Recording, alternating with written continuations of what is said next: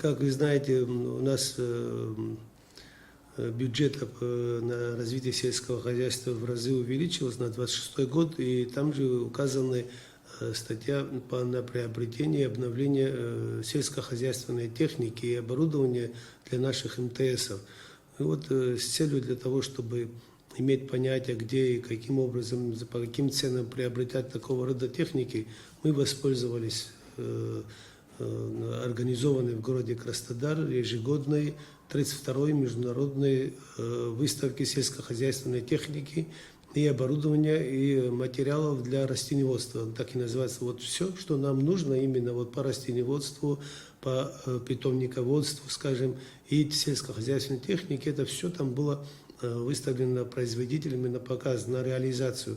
И мы официального приглашения не имели, мы и не ждали, но посчитали нужным, что эта выставка нам очень будет полезна для дальнейшей нашей работы с целью того, чтобы приобрести технику. Командировали нам начальник отдела механизации и экономического отдела вместе с предпринимателем, который занимается поставками техники, именно на эту выставку. Официально не зарегистрировались, мы зарегистрировались официально, без особого приглашения. Иногда это даже имеет более смысл, потому как официальные приглашения всегда сопутствуют официальными встречами, проведением времени. А тут напрямую с производителями наши специалисты встречаются прямо на их павильонах, стендах.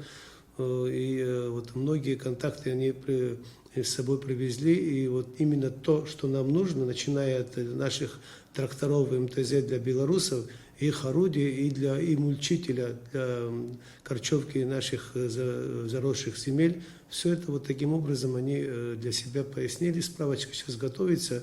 И если мы будем утвержденную программу иметь и статью в ней по приобретению техники, мы уже знаем, где брать, по каким ценам, где лучше. И вот это была очень полезная поездка, необходимая. То есть воспользовались этой выставкой.